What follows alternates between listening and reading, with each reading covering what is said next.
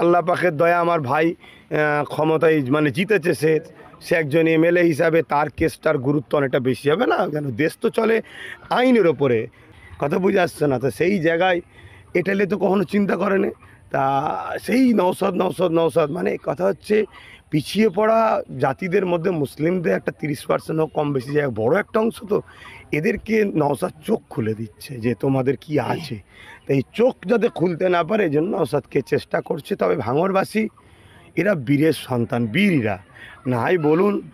এই কত কেস এদেরকে দিয়েছে বলুন তো? এক একজনের মনে হয় কেসের অঙ্ক করতে গেলেই হয়তো ভাঙরে মনে হয় যদি মানুষ থাকে 4 লক্ষ 5 লক্ষ, এদের কেস মনে হয় 15-20 লক্ষ হয়ে গেছে। এক একজনের মাথায় 15টা 20টা করে কেস। এরপরও যারা উঠে দাঁড়াচ্ছে, এটা বীর বা বীরের সন্তানই সম্ভব। হ্যাঁ, কি বলছেন? ইতিমধ্যে শাসক দলের একজন নেতা বলেছেন যে ভাঙড়ে যত কর্মী আছে সব কটা ভোটের আগে জেলে পুরে দেবে।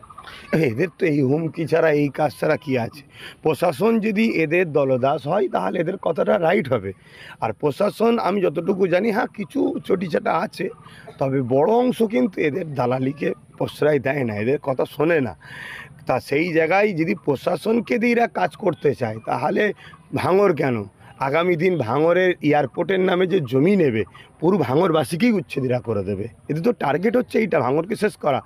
এক ভাঙড় যেমন একটা ফুলে ফলে শাকসবজি ভরা একটা কিন্তু বিধানসভা বলতে পারি বা এলাকা বলতে পারি। অতএব এই জায়গাটাকে মুসলিমদের রুজিরুটিতে, এখানে ভাঙড়ের মানুষ কিন্তু খুব ধনী লোক না হলেও খুব গরিবও কিন্তু নয়। এরা ওই সবজির ওপরেই কিন্তু এদের একটা ভালো লাইফস্টাইল চলছে। এটাকে টার্গেট করে এয়ারপোর্টের নামে জমি নেবে, নিয়ে সেখানে কিছুই হবে না, ওই বড় বড় কোম্পানিকে তুলে দেওয়া হবে, এটা একটা পরিকল্পনা। তাই সেই জায়গায় প্রশাসন যদি নিরপেক্ষতা থাকে তাহলে যারা বলছে তারা ভোট আসার আগে না জেলে ঢুকে যায়, এটা ভাবতে হবে। নিরপেক্ষের কথা বলছেন, কিন্তু আমরা দেখি শাসক দলের একটা মঞ্চে প্রশাসন বসে আছেন।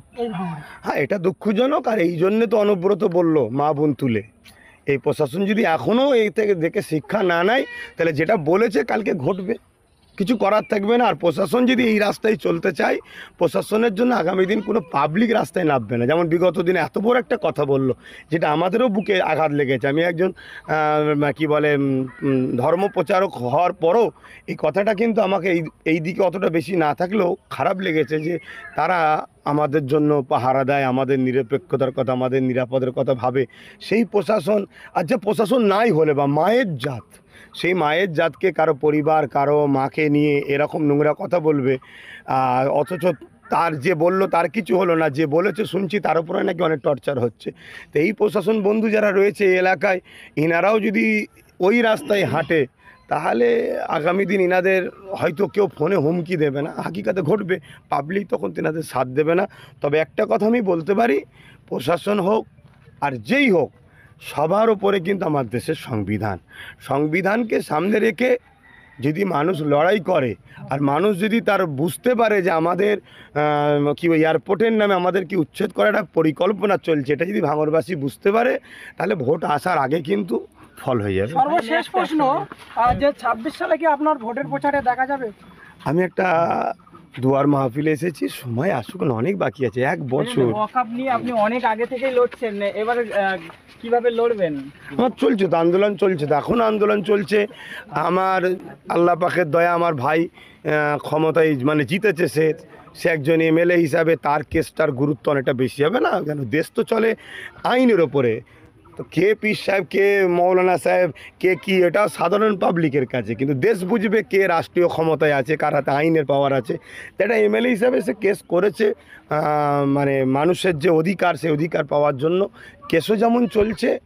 আমি একজন আহলে সুন্নাতুল জামাতের পক্ষ থেকে বিভিন্ন জায়গায় যেমন আন্দোলন করছি, আজও করছি, আন্দোলন চলবে, যেটা সংবিধান আমাদের রাইট দিচ্ছে। অনেক সময় এইটা নিয়ে কথা বলেছেন যখন সবাই চুপ ছিল, আজও বলছি, আজও অনেকে চুপ আছে এবং চেষ্টা করছি আজও যাতে সবাই বলে। তাই প্রত্যেকটা জায়গায় যে বলছি, প্রত্যেকটা আলেম ওলামা ইমাম যেন 5 মিনিট হলেও প্রতিদিন মাইক ফেলেই যেন অকাবলে বলে, তাহলে জাতি জেগে থাকবে। নাই বাবরি মসজিদের মতো কেস চলবে আর জাতি ঘুমাবে, বাবরি মসজিদের মতো আস্থার ওপরে রায় হয়ে যাবে আগামী দিন। আর এদেরকেও আল্লাহ সবাইকে বড় করুন। তা আমাদের এই যে মহিউদ্দিন ভাই অন্যায়ের বিরুদ্ধে